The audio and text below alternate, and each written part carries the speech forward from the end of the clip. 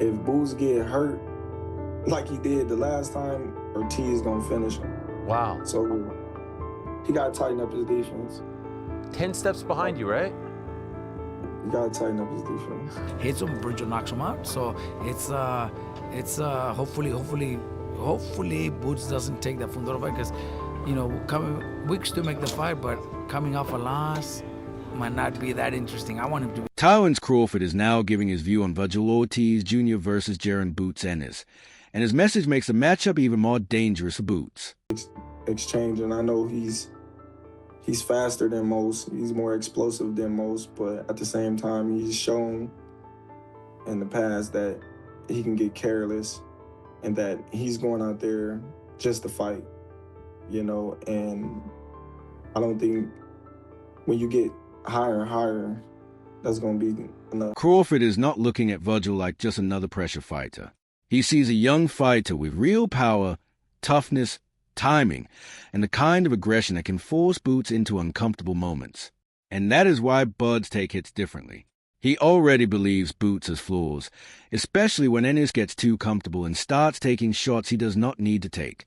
Against Xander Zayas, Boots could survive those moments because he was a stronger and more skilled fighter, but Crawford's point is that Vergil is not Xander.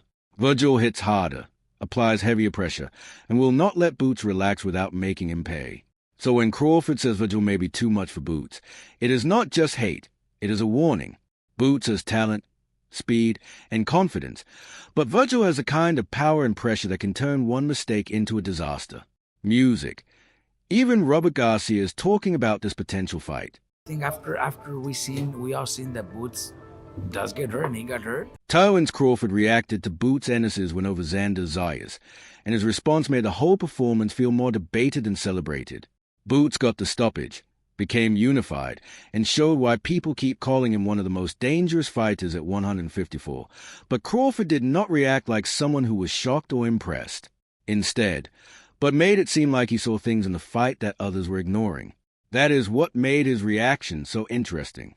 Boots looked strong and explosive, but he also got touched in spots. Xander had moments where he landed, made Boots reset, and showed that Ennis can still be open when he gets too comfortable. To Crawford, those moments probably stood out more than the knockout itself. So, Bud's reaction was not just about Boots winning.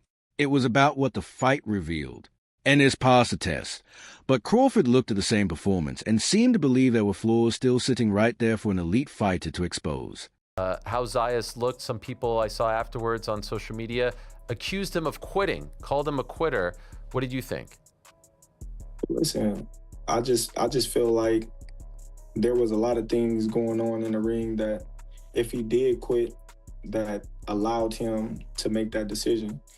I feel like his corner should have made that decision for him if that was the case, but things happen, and if he felt like he quit, then that's something that he got to deal with. If not, then Then Max Kellerman and Tim Bradley gave their take on Jaron Ennis versus Vergil Ortiz, and they leaned toward Boots being able to cook him. Their point was that Vergil is dangerous, no doubt. He has power, pressure, toughness, and he can make a fight uncomfortable fast. But when they looked at the full skill set, Boots had more ways to win. He can switch stances, change angles, box from distance, counter in exchanges, and create punches that opponents do not always see coming. But I think he can be.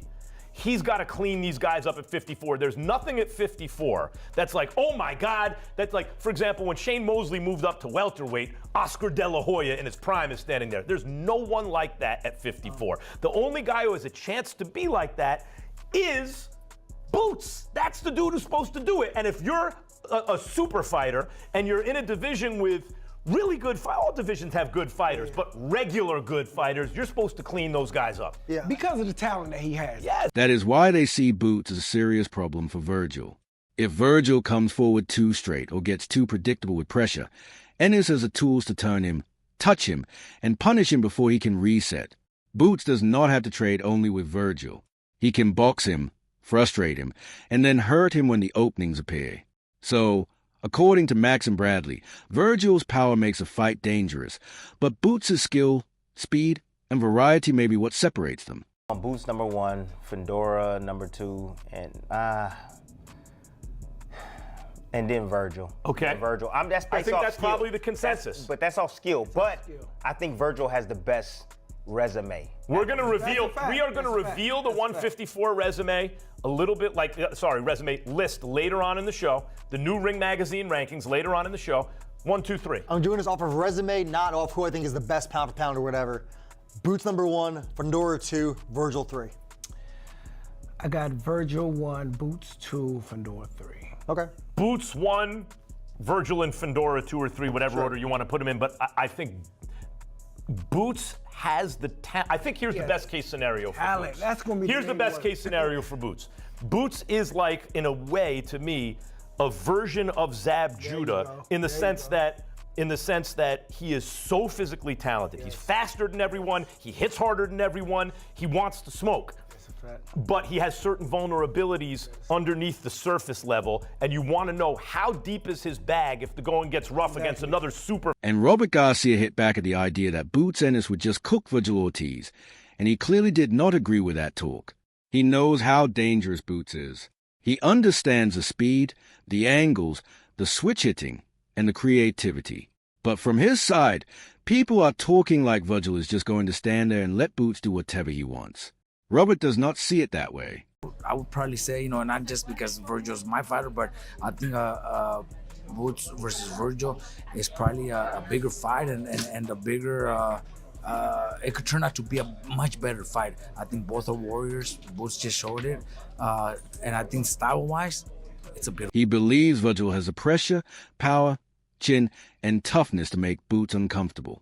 If Ennis tries to get too flashy or stays in the pocket too long, Vergil is the kind of fighter who can make him pay for it fast. That is why Robert pushed back so strongly. To him, this is not some easy style matchup where Boots just boxes circles around Vergil. I have Vergil in the same weight division, so obviously we have to also push for that, because I believe Vergil beats him. I think Vergil hits him. Vergil knocks him out. So Robert's message is simple. Boots may be talented, but he cannot cook Vergil like people are saying. Vergil is too strong, too dangerous, and too determined to be treated like an easy fight. Boots wants to fight Vergil. He's gonna say no to the Fundora fight and fight Vergil. It's not up to us right now. Boots just became champion. He's a unified champion, so he's got the choice. It's gonna be him. Does he want to fight Fundora or does he want to fight Vergil? I think it's not about us. Unless Oscar De La Hoya presents him with an offer that he can't refuse, then it might make a difference. But right now it's gonna be up to Boots. It's whatever he wants. If he wants to fight Vergil, then the fight's there. I think we don't wanna stay busy fight. We don't want a comeback fight. We want Vergil to go straight into the Boots fight. If Boots wants Vergil, then he could say no to Fundora, and I want to fight Vergil. But if he picks Fundora, it's also a unification fight. So I'm not blaming him, but he probably knows that maybe it might be a little more riskier fighting Vergil. So it's gonna be up to Boots. It's not up to us pressuring or forcing that fight. It's going to be up to. Even Oscar De La Hoya called for Vergil Ortiz to be next for Jaron Ennis. His message was clear. If Boots is saying he wants the biggest fights, then Vergil Ortiz is right there. He is not an easy opponent. He is not a safe name, and he is not someone Ennis can look past. Vergil brings real pressure, real power, and the kind of danger that can turn one mistake into a disaster. That is why Oscar's pushing the fight so hard. From his side, Boots versus Vergil is the kind of matchup boxing needs right now. Two undefeated fighters, two dangerous styles, and both men trying to prove they are the future of the division. So now the pressure is back on Boots and his team. If Ennis wants to show he is truly the man at 154, Oscar believes Vergil Ortiz versus Boots is a fight that can prove music. It